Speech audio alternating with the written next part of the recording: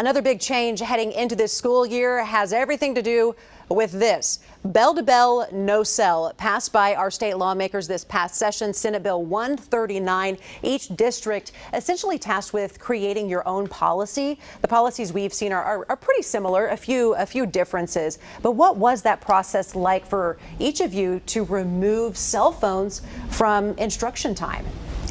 I'll jump in on that first, because obviously we haven't seen the reaction just yet from the students. They haven't walked through the doors yet. In Deer Creek, we pretty much had them banned for most of the school day. Our middle school, the students could get them out during lunch. At the high school, they get them out between classes and at lunch, and so obviously those pieces are going away.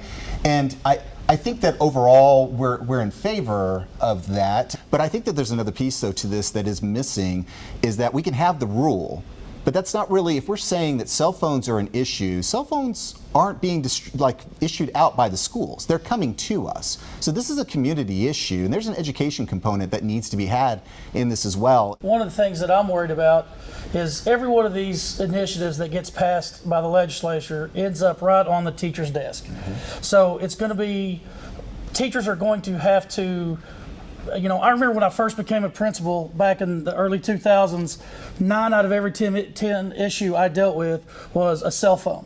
And then we went all one-to-one and and that stuff went away, and that pendulum has swung too far now. And what I'm worried about is our teachers, their actual instruction, the things that they're hired to do to impact academic outcomes for our kids are going to be reduced because they're going to be fighting a battle with kids who are used to being able to be on their phone. Yeah, our district passed a policy that says bell to bell, no cell phones, but are we going to have a bunch of kids now that's going to want the hall pass to go to the bathroom so they could check their social media on the way, and how that works, and what's the reaction of the school going to be when we see those things?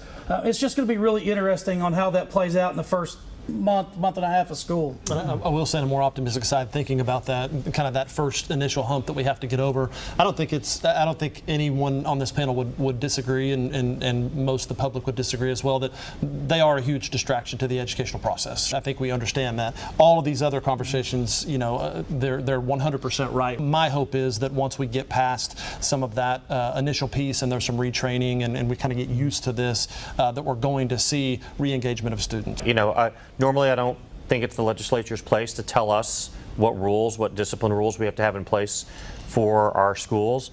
But if this is the impetus for us to have more serious conversations with families about engagement in class, then I think it's a good thing. The cell phone, as Dr. Perez pointed out, we didn't buy that for the student, the parents did.